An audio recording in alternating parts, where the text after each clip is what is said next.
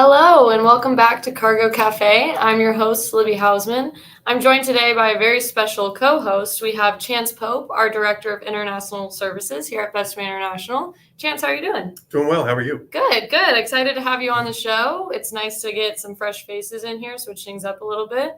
I'll try to do my best to meet the standard. Phil Riley's seat. Yep, Yeah, exactly. Definitely. Well, we appreciate it. We're happy to have you on today. Rather than have me give a little tariff update today, since we have Chance here, who's much more of an expert, I'm going to let him talk about tariffs. Obviously, there's been, as always, a lot going on with recent announcements. So I'll hand it over to Chance to dive into that just a little bit more. Thanks. Really big announcement last Friday was an extension of or expanded derivatives of steel and aluminum. They added 407 HTS codes to the derivatives list. So if you're importing steel or aluminum or products that contain either, we highly recommend that you reach out to your trade professional. Hopefully that's us. And just make sure that you have all your bases covered and you understand the implications of that. Of course, there are lots of other changes, as Libby mentioned. So any other questions you might have, please don't hesitate to reach out.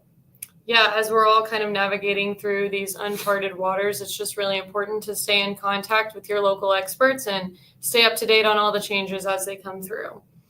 So we're super excited today. We're going to be talking about exports, which is actually our first time talking about exports on Cargo Cafe, which is something really near and dear to our hearts, as Bestway International actually started as an export-only freight forwarder.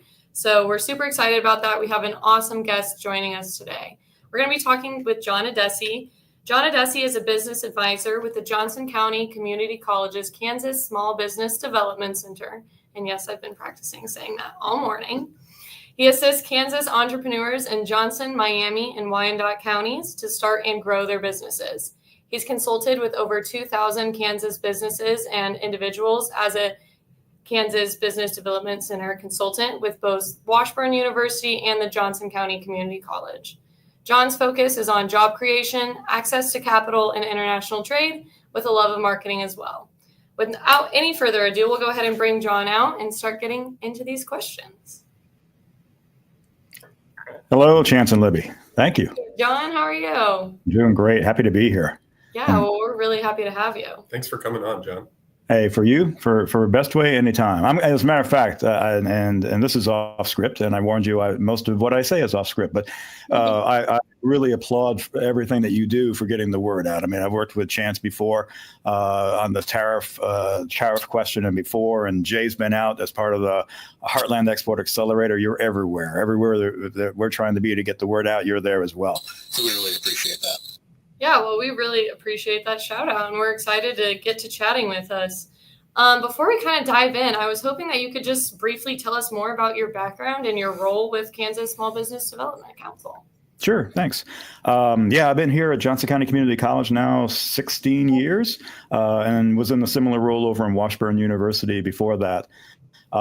We're typically MBAs, and so we do a lot of financial analysis, for example, and financial advising. A lot of that's access to capital. If clients are trying to start up or more significantly, if they're just trying to grow their business, then they're going to need some cash to get that going. And we do a lot of cash flow analysis and consulting on that, sort of acting as fractional chief financial officers for small businesses that couldn't otherwise afford to have that kind of service. What we're seeing the last few years, and is going to continue maybe for the next 4 or 5, a lot of business acquisitions and transitions. And we need that. We need those businesses to continue, and just the same way that we need businesses to export. The economy needs that kind of growth in that direction. So we're happy to help our local businesses do that. Yeah. So how did you get involved with helping businesses expand into international markets? Way back when I did my MBA, that was my informal focus, and always had a love of that. Probably back around 2011, 2012, the SBA wanted to make sure that their consultants across the country were sort of up to the task of helping small businesses export. And so they required some certification. I took a great class from just a fantastic instructor, Elise Erickson, out in Texas. And she had this 2-day class in San Antonio, which was just amazing. I remember bringing my state director over. I said, "You got to see this," and he brought it in for everybody. And so I love the subject matter. It brought me back to what I had been studying before, and then, holy cow, it just introduced me to some of the best professionals and friends and colleagues that I've ever met, really, both regionally and nationally. So working with you all and working with the World Trade Center, the ITC, Kansas Department of Commerce, U.S. Commercial Service, and then nationally, NASBITE, which is a national association, just terrific people. So I've been very happy to work with that crowd and humbled because I am always the dumbest person in the room when I'm with those people. But that's okay. It gives me lots of opportunities to learn. Yeah, that's awesome. I think that's really cool. And your background is very much appreciated to us. And we're happy to have your expertise on the show today. Oh. Absolutely. I'm curious, do you know if that 2-day course is still being offered? It sounds like it was really impactful. Yeah, Lisa Erickson in Texas has a program called The Riddle of the Exporter. She sort of gamifies it, which is fun. And it's amazing to watch professionals just claw each other's eyes out, basically, for a chance to pose with a trophy. But but she keeps it engaging and she keeps it lively, and people remember the lessons from that. I mean, I've had the opportunity to be in classrooms and have training with some of the finest instructors ever, and she's definitely one of those folks. Awesome. If you get a chance to, if you want to bring some training to your exporter, she's terrific at that. Yeah, that's really, really great. Definitely want to get some information about that from you after this for sure. So let's get into kind of the meat and potatoes of this. When you're deciding to export, what would you say are some signs that a business is ready to start exporting? Sure. Well, I mean, hopefully maybe they've had a few orders, but they might have had some foreign inquiries. You have to be careful with that, and because some of those obviously can be scams and spam sort of thing. But I mean, hopefully some people are actually reaching out and asking for specs, asking for more information about that. We would really want, any business to have analytics on their website, and we can take a look at that geographically and see where some of their searchers are located. That can be an indication of demand. If they've been to a trade show and they've had some traction at a foreign trade show, or even a trade show here, and people from other countries have just stopped by, that's terrific. We are hoping that they have the capacity for that, and that might mean the production capacity, the customer service capacity, the financial capacity to expand, if you will. And there are ways to help. We can talk about that a little later, but there are definitely ways to help through SBA and Ex-Im Bank. The management's got to be open-minded. They've got to be committed to this, because there might be some expense, there might be some time, there might be some training that they need to get, and some people to whom they need to reach out. Flexibility and patience or so, especially some countries just move a little slower than the fast-paced Americans, for example. And so I have one client that I reached back out to find out how they were doing with Mexico, and Mexico was too slow, and they're going forward with the UK and Saudi Arabia. And so just you have to be flexible sometimes, but it's generally worthwhile. Would you say that the slow nature is cultural or regulatory? Yeah, a little bit of both. I mean, regulatory in terms of bureaucracy, absolutely. I go back and forth a lot to Italy, and bureaucracy is a thing there with a capital B for sure. And so that's a concern.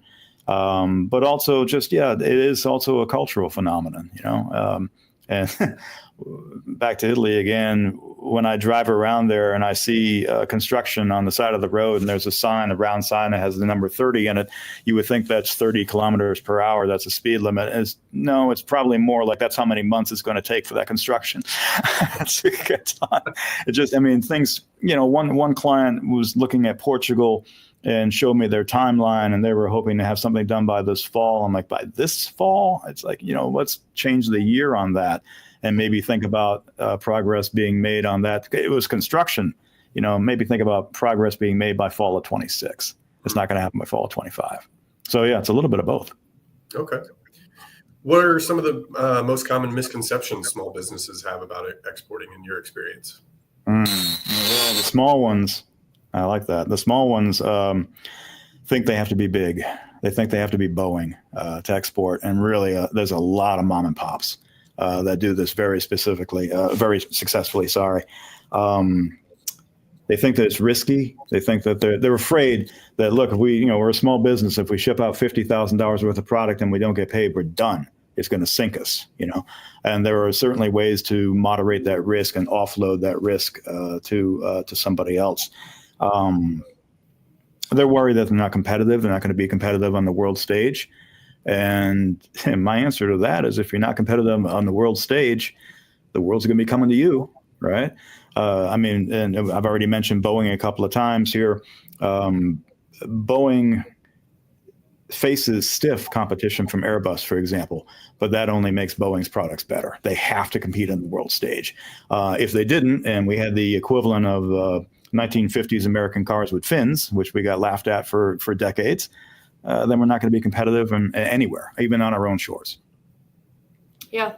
That's awesome. Really quick here, we have a great question that came in from David Ray. Do you have any guidance or information that would help with the intricacies of exporting into Europe with VAT specifically? Sounds like they're experiencing very slow progress with the EU. Value-added taxes. Here we have one sales tax and that's it. And in Europe, every time it transitions from the importer, distributor, to the store, I was blown away by some of the prices I saw in Europe when I saw something that should have been $100 in my mind was $200 because it passed through several different layers. A lot of times it's very difficult to kind of do things alone.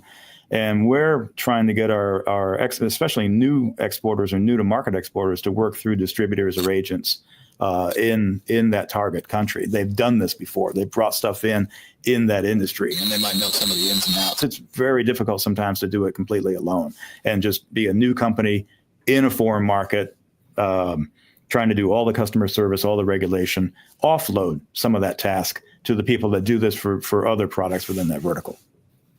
I would add to that that can be managed through your Incoterms, David. Selling on DAP terms instead of DDP, highly recommended.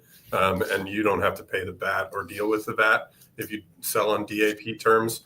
And technically in the EU, as long as the VAT is paid by an EU entity, it is also reclaimable from the EU government at the end of the year on their taxes. So if you pay the VAT, you're essentially, you lose the money, but if they pay the VAT, they can get it back.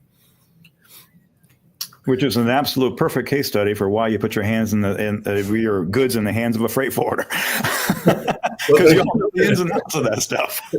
And we've done education on that, and we're happy to go into more detail of Incoterms and the ins and outs and whys and don'ts of that, David. If you want to reach out to us after this, there you go.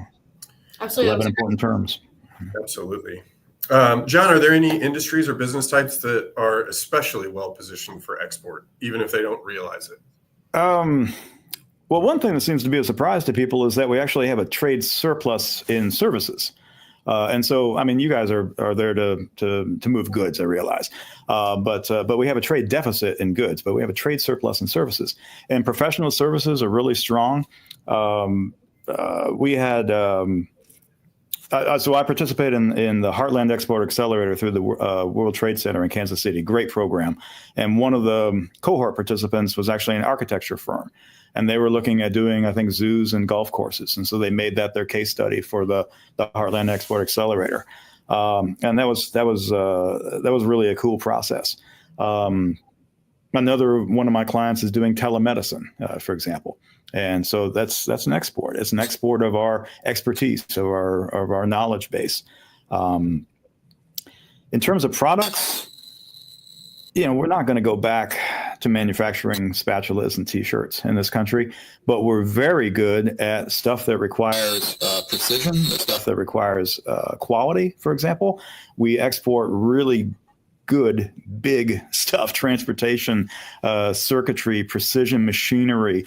Like I said, anything that's going to require a lot of precision, the U.S. brand has cachet in that regard. It really does. The Kansas City market has brands, if you want to think about it. Kansas City is a brand internationally. Our music is a brand. Barbecue is a brand. Route 66 and Americana is a brand, and companies can capitalize on that as well in terms of welcoming the customers here, having things to talk about. So, sorry, kind of a disjointed answer, but services are really great, really good, high quality products, and then making use of what we have in our Kansas City brands. Yeah, Love that. I think that's a great answer. Moving into a little bit more of the market selection strategy. What key factors should businesses consider when deciding which international markets to enter? Sure, and that's really where I am usually. Someone will come in and they might have exported a little bit. They've shipped a few things out. So they're basically new to exporting, or they're looking for new markets. And so we're diving into the data to try to give them a business case, make some really good decisions about where they want to look. Look, we're squabbling with Canada and Mexico right now, but we still have a free trade agreement. Canada and Mexico are the United States' largest trading partners. They're Missouri's largest trading partner. They're Kansas's largest trading partner, and that free trade agreement is in place, and that's always worth a look. After that, though, we're pulling in proof of product acceptance, proof of imports, for example, gross domestic product, make sure they have a per capita, make sure they have enough spending power. Logistics in some cases, small items, who cares? You can do it through an integrated carrier. Big stuff, though, you're going to need rails, you're going to need trucks, you're going to need planes, roads to get things around, right? So we're looking at that sometimes. Sometimes it's the electronic infrastructure. If you got to get the word out in terms of marketing, what's the prevalence of cell phones, for example? What's the prevalence of broadband to get that out? It varies with every single client, though, because one of my clients, and this is going back a couple of years, actually had a product around diabetes. And so we were looking at, we weren't worried about roads in that case. We were looking at prevalence of diabetes in different countries. We were looking at spending power, investment in healthcare, spending on healthcare. We were looking at literacy rates, because they're going to have to read the materials. It was actually written materials kind of stuff, training and education. So every time that we work with a new client, we sort of take a look at the variables that make sense for that client. Yeah, I think that's a good answer. It's a very broad question, but yeah, it definitely just depends on what you're doing, but those are great factors to look for. How do you recommend balancing opportunities such as market size and demand with ease of entry, like regulations and logistics? Yeah, that gets factored in. I mean, I typically build a kind of a scorecard, and that's one of the verticals that's in that scorecard. I love Michigan State University's Global Edge, and it's got a really nice tool called the MPI, Market Potential Index. And so it's industry agnostic. It's not looking at any one particular industry. It's just looking at all the different countries and saying, in terms of population, in terms of growth, in terms of spending power, maybe 12 to 15 parameters. But one of those, and it's pretty highly rated, is just ease of doing business there. Because, I mentioned free trade agreements before. That certainly paves the way, simplifies things. We're kind of behind on free trade agreements. I mean, Mexico, for example, I think has free trade agreements with 50 different countries, including, I think, the EU. And it breaks my heart that the United States does not have a free trade agreement with the EU, for example. When I look at the list of free trade agreements that we have, I'm kind of struck by who's not on that list, kind of thing. But certainly, though, looking at the countries of the world that have free trade agreements, looking at, in some ways, even just corruption and what you're going to have to face with that. I mean, I don't care if the indicators say that Venezuelans want your stuff. It's going to be harder to do that. That's just a tough market. So absolutely, we do factor that in because it can be a true issue. It really can be. We're looking at demand, but also the ease of getting the stuff there. Yeah, so kind of piggybacking off that last question, you mentioned it a little bit, but how important is cultural compatibility when selecting a target market? Um, well, language is less of a concern English. We're very fortunate that English is sort of the language of business, and that's not to say that it wouldn't be bad to know enough to be polite wherever you're going to go. Being aware of the differences. We mentioned time, colors, numbers. In Japan, 4 is as unlucky as our 13. You might go into a building and not see floor number 4. You don't want to package your beverages in a package of 4 in Japan because it's seen as a very, very unlucky number.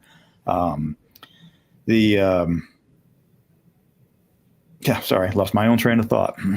That's all right. Are those things that you know from experience, or is that something, a database or something that that your group, the SBDC, has available? Again, I would thank you. Got me back on track here. Too much caffeine.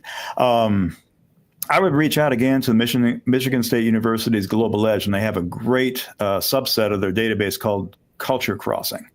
And you can go in there and find, the perception of time for meetings, formality, dress for meetings, gift giving, for example, correspondence tips. And so you can go in, there's more than that. I mean, I love Culture Crossings and the whole Michigan State University system. But you can go into one country on there and get a lot of great intel. That's a great resource. And free. I mean, we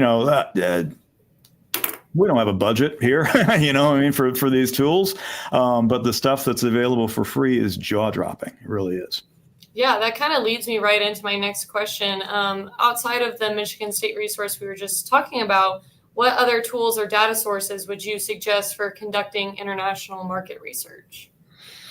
I think my first go-to would be the ITA's, what do they call it? Market diversification tool. And you can just do a search for that ITA market diversification tool. You'll get right to it, completely free. They were actually an early adopter of AI. They ask like 4 questions. They ask what your commodity is. They ask where you might have exported before. They ask for your zip code. And whether you're brand new to the exporting or you've done a little bit. Answer those 4 questions, and this thing spits out the countries of the world that it thinks would be worthy of a look, and why. And it does it quickly. It's free, completely free. So that's often worth a really good first look.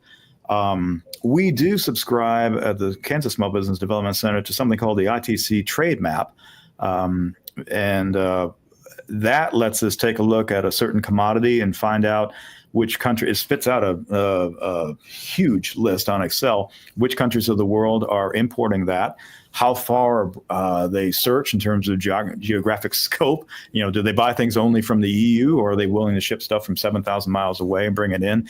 A little bit of pricing information so you can see some of the differentials in pricing. They do have tariff information, but I wouldn't say that. I mean, it's impossible to update that stuff. So sometimes the tariff information is from 2023, which might as well be 1820s at this point. So we turn to other stuff for there. The Census Department, God bless them, has a what do they call it? Global Market Finder, and that one's kind of cool because the trade map's looking at imports from around the world, but not necessarily who buys our stuff, who buys stuff from the U.S. Census, because they count everything, is actually looking at who buys the United States products. And so now we're getting a list of countries that buy stuff from the United States, which is a little bit more actionable. But those are probably my top ones. I've used I've used Google Trends before. It's so fast and easy. Actually, I remember a client had a product here, sort of on the downslope in terms of sales. We just took the SKU, I think, put it in the Global Trends, and it pointed out that, hey, you know what? Searches are still being made for this product in Ireland. And so that quick and dirty little just putting the product into Google Trends pointed us to a potential market. Clever. Clever and cheap. That's what we like to hear. Yeah. So could you walk us through a real example, maybe a local business that we helped choose a market? Yeah, I have to be a little careful because we have a confidential relationship with our clients. I think I'd like to go back to that architecture firm again. They were looking at like zoos and golf courses, I think, because they had an interest in golf. We took a look at that, and we were looking at overall population, of course, just there are enough people. We actually were able to use the ITC trade map to look at imports of architecture services, which was really cool. It's kind of nascent on there. They have a lot of products. They only have a few services, but we were very fortunate that architecture was one of the services that they track. So that was cool. So we factored that in. We looked at tourism dollars. We looked at the number of zoos. If I remember right, we even looked at children, the number of children, percentage of children in the home. I mean, again, I very fortunate. I go back and forth to Italy a lot. Italy is an aging population, as is quite a bit of the EU, really, and so is ours. But there are other parts of the world where more kids, and we did factor in that market potential index just to have an overall number, and that created a weighted scorecard. And Germany, the Netherlands, France, and the UK kind of rose to the top of the charts. From there, we went to a great resource through the U.S. Commercial Service, their country commercial guides, which are like how-to instruction manuals, free on the web, updated pretty frequently, of how to sell United States goods and services and products in other countries, including chapters on selling to the public sector, for example, which my folks were going to have to do if they were doing zoos, and that. Like I said, it's kind of a how-to. They pointed out that the Netherlands was a great starting point for exporting. Very receptive to United States goods and services. Great language skills, and so they speak English there as well. Very good logistics systems. So if you had to ship stuff around, they're fantastic. So great reasons for, again, building that business case. I mean, look, a small business is putting their money on the line. If someone's working for an employer and is building a business case, they're kind of putting their bonus on the line here, or their job on the line to make this suggestion to their boss. Say, hey, maybe the Netherlands, maybe Germany is where we should look. Let's invest in a trade show there or something like that. So at least we're putting some data to it and giving them some really good reasons for reaching out there instead of just, I think maybe Germany would be cool, So. Right. Yeah. It sounds like there's lots of great resources out there and a lot of great free resources out there if you know where to look. We shake every tree we can. Well, it sounds like you're helping guide strategy, right? Instead of just like, as you said, taking a shot in the dark. So with that in mind, let's pivot over to planning and pitfalls. Okay. So once a market is chosen, what should the first steps in the export process look like? Yeah. So a lot of times after we've helped the client find that next market, it really is a U.S. Commercial Service. They've got a program there called the Gold Key program, which is terrific. It's very inexpensive. As a matter of fact, Kansas has programs that actually pay for the inexpensive program through those folks anyway. But Gold Key can introduce you to vetted agents and distributors in a market. And that's common. I mentioned before with the VAT question, which was a great question. It's kind of hard to just land in a country sometimes and open up sometimes you can't even do it. Just open up a storefront or open up a distributor or a warehouse or whatever there. A lot of times you're doing it sort of tiptoeing in through an agent or distributor that's already bringing this stuff in, right? But they can facilitate those meetings. They can get you, set you up with, I think, 3 or 5 meetings with vetted companies that are in that vertical. They're real. It's not just somebody with a post office box that's trying to rip you off. The fee, I hate to quote somebody else's fees, but the last time I looked at it, it varied by size, but it was on the order of like $1,400, which is nothing for that, And again, in Kansas, for example, there are STEP grants, State Trade Expansion Program grants, acronyms. You got to love acronyms in this business. That can help pay for that. Kansas has money for trade shows, for example. foreign trade shows, changing the language of your advertising collateral so that you can get it localized in the target market now. So yeah, I think between those two, once we know the market, at least in Kansas Department of Commerce for some of the funds and research as well, they've done great research for our clients before. And the U.S. Commercial Service would be the next steps. And again, the U.S. Commercial Service has those country commercial guides. So even if you don't want to pay the money for the gold key or whatever, $1,400, please. If you don't want to do that, the stuff's available online as well, the information. So no matter what, they're the next step. Yeah. And working with a group like yours, the SBDC, you would be able to tell them or guide them towards those grants and subsidies that are out there that could help with some of those programs if they wanted. Yeah. People love to hear that there's money available, And you know where to find that money, right? I'm hoping. What are some of the common pitfalls businesses fall into when entering a new market, and how can they avoid them? Rushing in. A lot of times what we see is somebody gets an order, an unsolicited big honking order from overseas, and it's just so exciting.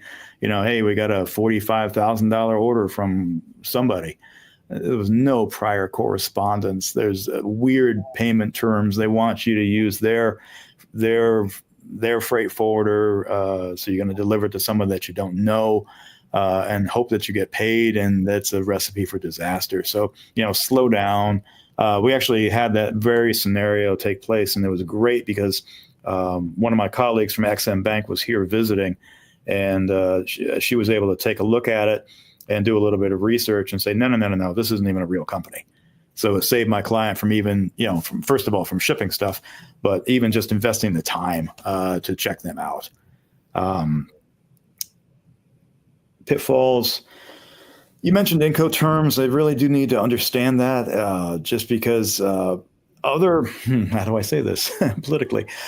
Other countries are more used to international trade many times. Other, companies in other countries are players, and I don't mean that in a bad way. I mean, they're experienced in this, and so they're going to hit you with an Incoterm, and you might not understand what that is. So be working with a freight forwarder to understand that, or visiting with us, or in Missouri, my counterpart Leslie Fisher over there in Missouri is fantastic with that stuff as well. Forcing the other customer to pay in advance and to pay in dollars, that's not necessarily how it's done around the world. As a matter of fact, 80% of international trade is done where you ship the stuff and you send an invoice and you have it guaranteed by we have XM Bank. Other countries have their own version of XM Bank. I think China has like 13 different agencies that guarantee foreign receivables. So there are ways that you can ship stuff, send an invoice just the way the world wants it, and you're still guaranteed that you're going to get paid. So, a lot of times people are like, no, I want them to pick it up on my dock. I don't want to deal with shipping. I want dollars, and I want dollars in advance. That is a lot of friction that you're introducing into this transaction. And you might not be competitive at that point. And that's just, to me, that sounds like a mentality of you're doing this because somebody else is pushing you to do this, not because you want to do it. You should probably want to do this if you're going to do it. You better, yeah, because there's going to be some learning. There's going to be some travel. Not everyone likes travel. I love travel, but not everyone. There was a whole movie about that called The Accidental Tourist one time.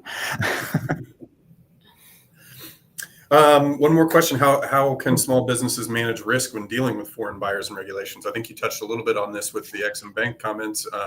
I think you were alluding to like letters of credit, things like that. Is that what you would recommend, or am I stealing your thunder there?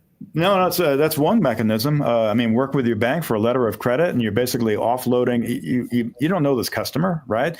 But you can offload the risk to a bank somewhere, basically. So as long as you can trust that bank, then you're going to get paid. You can, if you pay a little bit more, you can use your bank here, basically. As long as you trust your local bank, then you're going to get paid. There are ways to handle that. XM Bank, though, it's a heck of a deal. I mean, you have to do it ahead of time. It's insurance, right? So you don't go to them after someone failed to pay you. But before you have that transaction going through, you basically buy an insurance policy for that transaction. If the customer fails to pay, you're going to be made whole to the tune of, I think, 95 cents on the dollar. So you're largely made whole. The cost is next to nothing. I mean, frequently it's a fraction of 1%.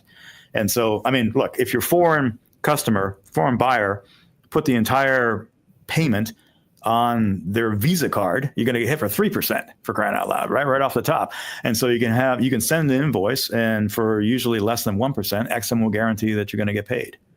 So you can work with your bank. They work with XM as well, kind of in partnership with all this stuff.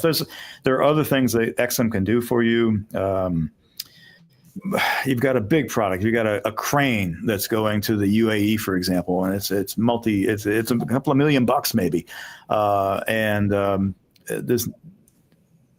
Instead of asking to be paid in advance, you can actually offer terms. XM Bank can finance that for the foreign buyer. So just like when you go in to buy a car and there's Ford Motor Credit, Toyota Motor Credit, where they've got an arm that helps you buy that car and finance that car, you can use XM Bank to provide credit for your foreign customer.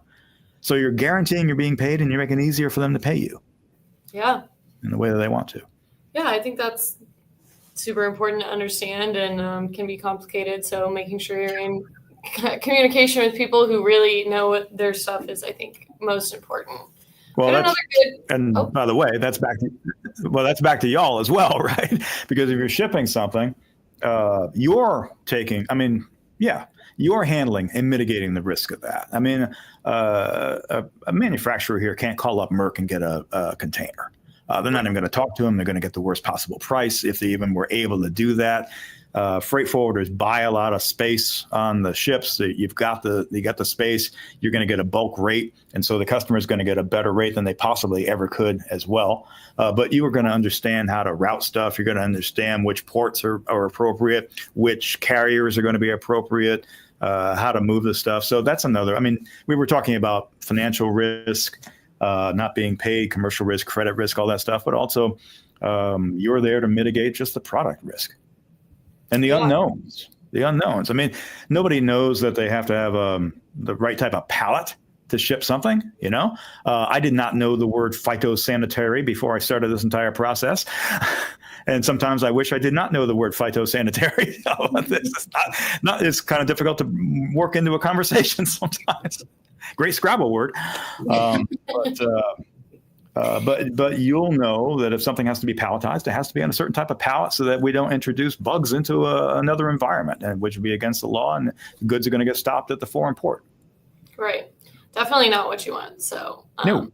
Great call out there. We had another question come in from our one and only fearless leader, Mr. Jay Devers, asks, at the Kansas SBDC, how do you measure success in driving new regional exports? We're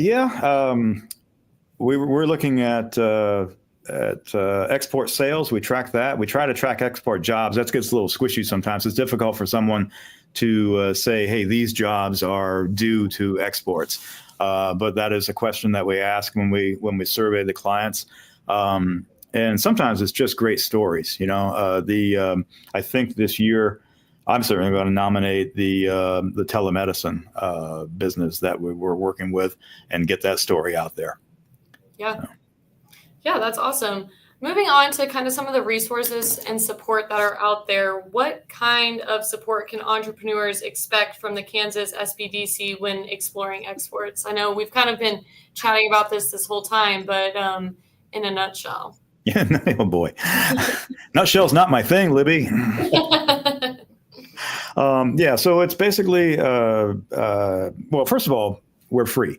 I hate to use the word free. I shouldn't have said that. We're prepaid. Okay. The SBA pays part of the bill. Here, Johnson County Community College is a fantastic supporter and pays a good chunk of the expense of this office. And Kansas Department of Commerce as well supports us as well, because the economic impact of all these clients is phenomenal in terms of jobs, in terms of sales tax, in terms of money rolling in. So anyway, completely prepaid, no direct cost for our services, but it's going to be, and the same on the Missouri side. Like I said, Leslie Fisher is my colleague over in Missouri and is terrific.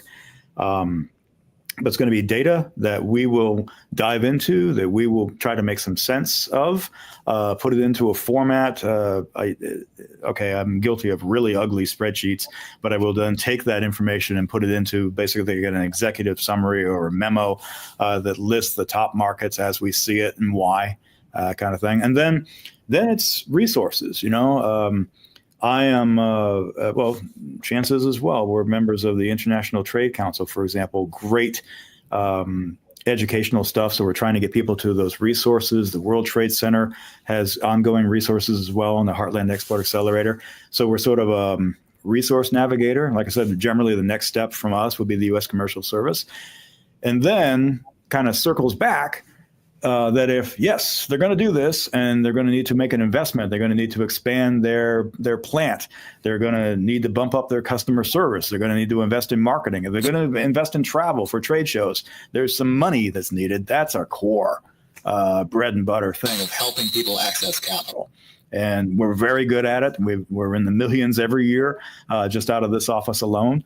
And so we get a situation where we will help a client be the most attractive applicant they're going to be at their bank. You're going in with an order from a foreign customer, guaranteed that you'll get paid by the U.S. government, and projections from yours truly or one of my colleagues that makes the case that the bank's going to get paid back. Will the bank invest in that? Yeah, absolutely.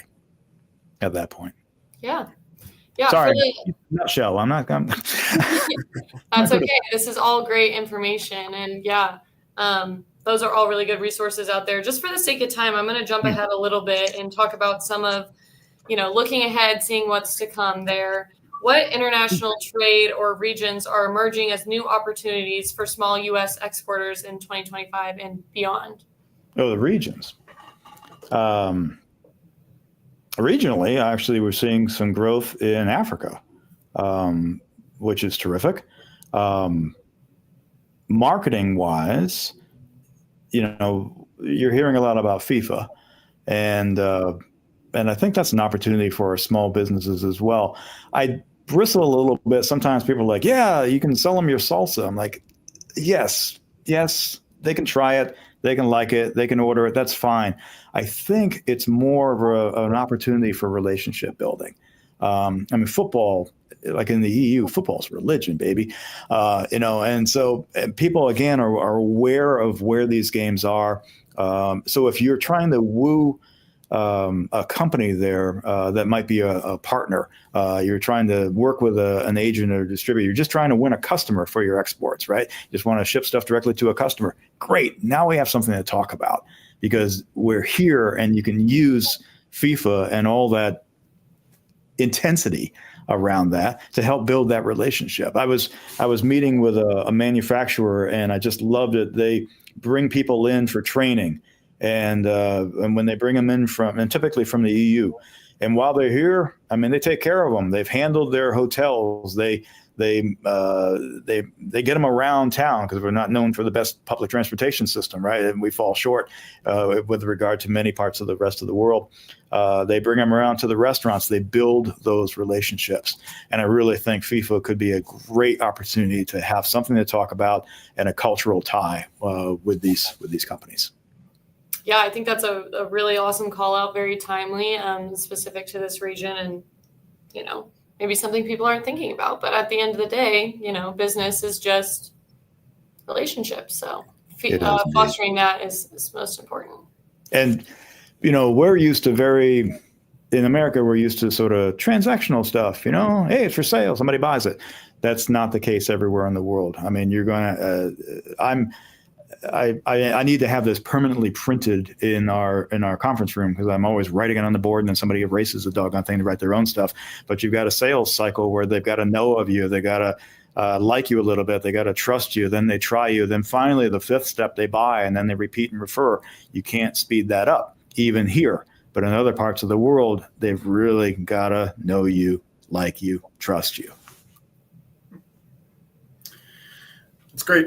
Any advice for businesses that are intimidated by the idea of going global outside of the building the relationships? Just that there's no need at all to do it by themselves. They're not shipping it on their own. They're not financing it on their own.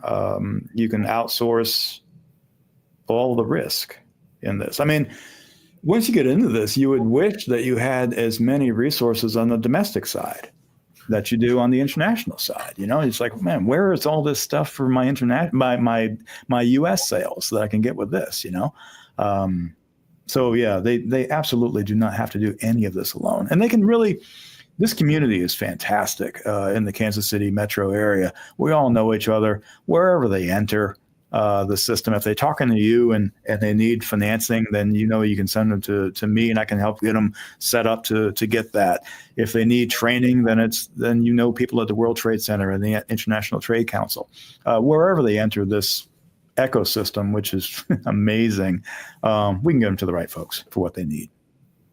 Yeah. I think that's awesome. That was a great kind of last thought, is just don't do it alone. There's plenty of resources out there. Like we mentioned, several of them are free, and knowing where to look is the first step. And the best place to do that is to talk to John, and he'll point you in the right direction for sure. John knows all things free. That's awesome. Well, we have a couple more minutes here. If anybody has any last minute questions, please go ahead and throw them in the chat, and we'll make sure to touch on that. As we're kind of waiting, giving people a second to hop in, where can our audience learn more or reach out to you and the Kansas SBDC? Where do they go for that? Well, our website, jcccSBDC.com, and make sure there's 3 C's in there, would be I'm sorry? I said that is quite the URL. Sorry. I know. Yeah. It's not the best marketing, but it's a fabulous website. Valerie in our office did a fantastic job of that thing. We did ours about 4 or 5 years ago. There's a lot of information on there. You can sign up on the upper left to become a client. And again, that's completely at no charge to become a client. An existing business in Kansas, you're in. And as a matter of fact, generally my office is working with Johnson County, Miami County, Wyandotte County, but I am tasked with helping exporters across the state. So if they come in from Pittsburgh or Hayes or whatever into the system, I'll wind up getting that information that can help them out.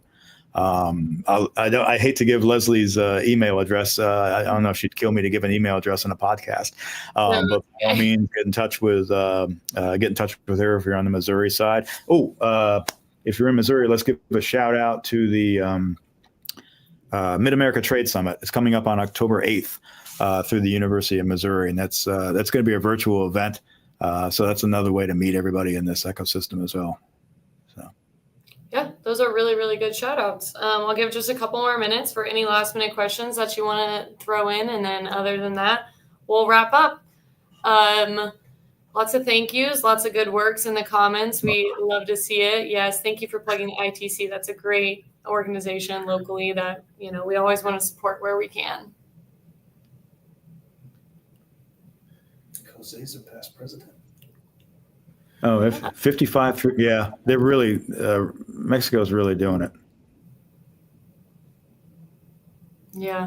Well, that's awesome. I think we'll go ahead and wrap it up here. Next month, we are going to have Ashley Page joining us on the Missouri side, and we're going to continue talking about all things exporting and even more resources that are available and how to get started and where to look. So we thank everyone for joining us today. I'll send a follow-up email with more information on how to get in contact with John, include some links to those resources we've been talking about today, and we'll go from there. I'll also include a link to the Mid-American Trade Summit on the Missouri side. That was a great call out. Kelly recommends it as well. So we'll make sure we get that out in front of some people. And that's regional, not just Missouri. They'll have people from, holy cow, probably 5 or 6 states.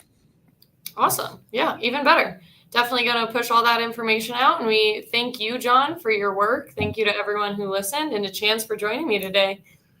Thanks for all your work with you all anytime. Yes. Well, thank you. It was good talking with you, John. Take care.